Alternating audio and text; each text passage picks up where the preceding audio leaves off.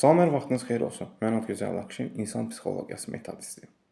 Bugünkü mövzumuz ondan ibarət olacaq ki, hal-hazırda daha çox bu mövzu ətrafında suallar verilir. Deyilir ki, niyə keçmişə nəzərən olan travmalar keçmir, yaxud bunu daimi olaraq düşünməyi necə ortadan qaldırmaq lazımdır? Ekrana diqqətlə və yaxın əyləşin. Bilirsiniz və sizin səhviniz yaxud sizi buna vadar edən nədir? Beynin təbii ki, analoji olaraq subtraktiv deyilir buna. Beynin ona doğru getməsi, yaxud onun beyninə doğru getməsi. Bunu sizin düşüncəniz daim olaraq mənfi obyektlərin, mənfi baş verənlərin ətrafında fırlandığı üçündür.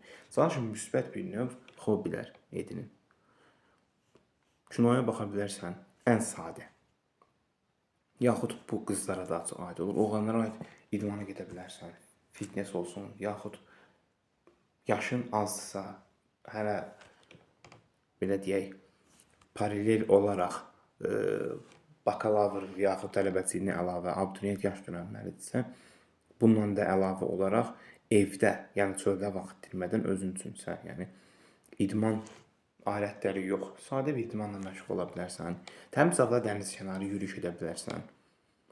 Maddi imkanları az olan yaxud zəif olan şəxslərin müəyyən çərçivə daxil edə biləcəyi şeylərdir. Çətin deyil ki, daimi olaraq özünə sən qapansan və təbii ki, mənfidən də mənfiyə doğru gedəsən və səni pis vəziyyətdən çıxarmaq heç mümkün olur. Bugün səndə bipolyar xəstəliyi, obsession kompulsiv pozuntu, yəni takıntı get-gedə bütün xəstəlikləri yayılacaq və nəticədə ayılacaqsan ki, beyin hüceyrələrin ölüb və səni pis vəziyyətdən bir daha nə bir psixoloq, psixiatri çıxarda bilməz.